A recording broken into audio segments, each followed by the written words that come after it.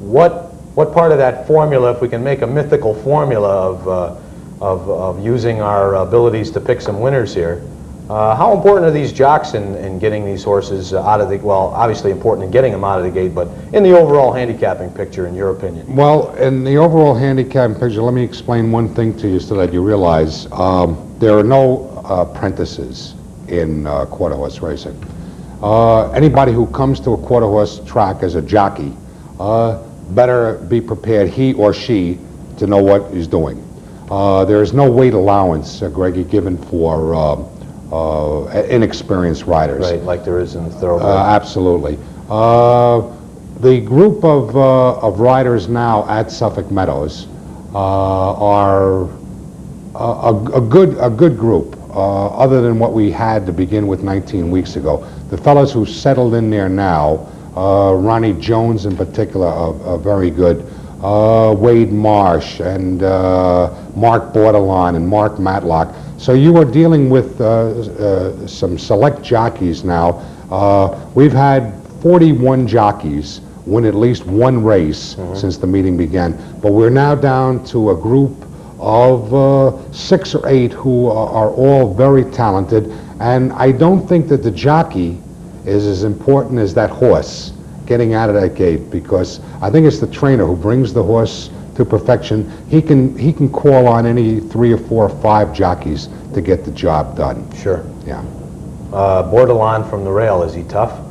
They're all Greg. They're all tough from the rail. I would say that the rail position there, certainly in my opinion, has an advantage, and I can't explain it other than the fact that they just seem to get that little extra push away, particularly if the 2-horse does not involve them early and try to cut over. If they stay in their own straight paths, I think the 1 is a good factor. But once again, let's remind you that even though a quarter horse has the starting gate post 1, that doesn't make him the best.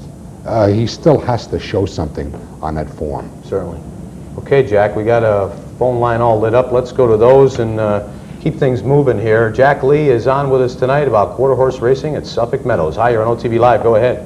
How you doing, Greg? Good, fine. Jack. Yes, sir. Good evening. To tell you. I didn't know that you were going to be calling the races at Suffolk Meadows. I didn't know either. When I the first night, I said I'll just want to listen and see what it's like. And I was so surprised to hear that you were calling them, and I was awful happy to hear that you were calling them. Oh, thank you. Because whether it be harness or the quarter horses, you're the best caller I've ever heard. Thank you very much, sir. And when you call a horse to win, the horse wins. And if you say he wins, I'll take your word 100%. Well, I'll say this to you, that since OTB has gotten involved with the quarter horses at Suffolk Meadows this 2 weeks, I've been extra good, extra on my toes calling those pictures, because I know that there are a lot of people who count upon my calls, and this is part of what I do. I know there are many announcers who want to bail out long before the finish of a race for whatever reason. They're afraid, they're embarrassed, but I think that bringing them right up to the finish wire and trying to separate them, if I possibly can, is something that I've done now for 18 years, and it's become a trademark with me. So I appreciate your nice comments, and I certainly hope that you will continue to enjoy the races and try to get over to our seminar tomorrow at the Teletheater. Okay, Jack, listen, I appreciate everything you've done, because you are one real good caller, and believe me, in all the years that I've listened, at you at the Roosevelt, and now at this Suffolk Meadows, you grew my interest into the quarter horse because of your calling. Thank you very much, sir. I really appreciate it. Thank you. Good luck to you. Thanks. Thanks for calling. That's a nice testimonial, wasn't it? Yes, it was. I wish I could get that on the check. Well, that's actually, that's actually part of why, part of the reason OTB would go after. When we had you at Roosevelt, it certainly helped us create interest. We did better with Roosevelt than we ever did with Yonkers for a long time when you were calling the races for us here on the network. Hi, you're on OTB Live. Go ahead. Yeah, hello. I have 3 questions. Well, make them quick, all right? What would be a good book on quarter horse to read? Know of any, Jack? Well, I'm not sure what the exact titles, but I mean, if you go to a library, certainly you can check their index on the American Quarter Horse and get some information about that. I will be more than happy to get Greggy some books, names of books that I can pass along to him when we speak to each other. But right now, I think if you check with your local library on racing and find out about quarter horse, I don't think you'll find too many books so that you'll have a great deal of choice about them. Okay, my next question is, in the example that you showed on the speed index. Right. 96, 12.3 seconds? Right. Okay, now you said the track record was 12.5. 12.5, which is one step below that, right, which is a 95. In other words, the track record at Suffolk Meadows is 12.05 seconds, which that would be a speed rating of like 95? A 95 speed rating, right. We used here as an example 96, but 95 would be the speed rating on for 220 yards. Okay. And if you care to get one of these speed rating charts, right. Greggy has them, and if you write to him, he'll be able to send you one so you can use it in part of your handicapping. How often does it change? Once every 3 years. In other words, Suffolk Meadows is brand new, so the this speed index will remain with Suffolk Meadows now probably for another couple of years. But Suffolk Meadows will have a chance of changing their speed index because of the track being brand new. I explained this to Greg before the show. Established tracks like Riadosa Downs and Bay Meadows, places like that who have been on the map for a while, they would really have to turn their speed ratings around to have them changed. We have a much better chance because of the fact that it's new, and we will be, if you can see this little sheet I've got in front of me, I've been changing this all season on track records. So I think that speed index certainly will be changing a lot faster at Suffolk Meadows than it will be at some of the other quarter horse tracks. Okay, to finalize, could you give the reason why you switched from Roosevelt to Suffolk? Why I switched from Roosevelt to Suffolk? Well, I was fired at Roosevelt. What was the circumstance?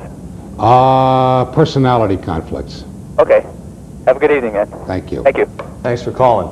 Jack, again, you mentioned the speed rating, in the speed index, and we do have copies of that. For anybody interested, you can drop me a line at our same address, and we'll show you that page once again.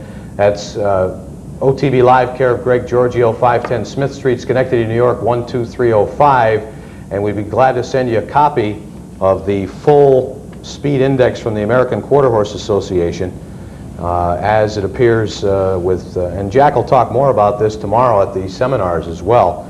So again, we hope you'll get a chance to step out to the teletheater tomorrow, either at 11 a.m. or at 6 p.m.